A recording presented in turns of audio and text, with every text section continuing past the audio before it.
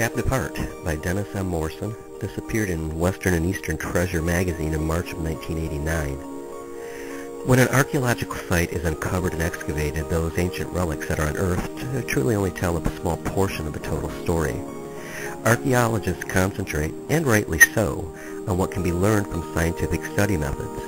This is where I feel that I have been lucky as an amateur.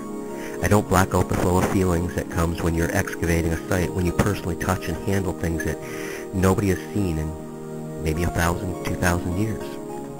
If you want to know the entire story that lies behind all the precise measurements and gathering of prehistoric pollen, then you may have to read between the lines just a little bit. That's just what my wife and I had to do last summer when, while strolling through the woods, we happened to come upon a late woodland prehistoric dump site. Now, by way of a little background, late woodland sites began around 800 AD here in Michigan and lasted until contact with the first Europeans. The old saying holds true: what's one man's trash is another man's treasure. What could be more fascinating and more of a treasure than a prehistoric dump site? Our site lies on an old riverbank, now about half a mile from a meandering creek that used to be a pretty mighty river. The dump is also a fair distance from the village which would have used it. I know this because we've also done extensive excavations at the village site itself. The relics, or treasure, if you will, consisted largely of what might be expected: thousands of pot shards with brim shards representing at least 1,500 different vessels that we found. There were broken arrowheads, sharp chert debris from the production of stone tools, as well as fragmented bone and walnut shells that bespoke of ancient meals consisting of fish and squirrel. The pottery, though, is what was so special at this site. It also leads us to some very unique speculation on this ancient place. Most of the pottery was quite normal for this area, which is known as Old Manhattan Creek. The body fragments were, as a rule, heavily cord-marked. The rims were decorated, some with complex designs, but most quite simple. We came across some very mysterious shards that resembled nothing from our area. The pottery was a different color. It was very, very thick, nicely decorated, and of an overall superior quality to that from our area. We decided to look at this pottery and more closely and see if we could find anything even similar in our books. Our assumption in the field was correct. When we looked up this style, we found it was unmistakably Iroquoian in style. There was little doubt in my mind that this pottery that we found in northeast Michigan was in fact somehow closely linked with the Indians of the east coast of the United States. But how did it get here? This is where the speculation needs to come in. There are a few scenarios to be considered.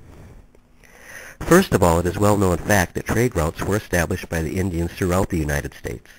It's a very real possibility that this pot came from the East Coast filled with corn or some other important food commodity. Trade between that area and ours was not common, but it did occur from time to time. In fact, there was even political alliances at one time, which led to a mighty battle in the Saginaw Valley. Then there's the idea that appeals to me most, perhaps because deep down inside I'm a romantic at heart. While trade routes were most certainly established, it was also common for the tribes to war against one another.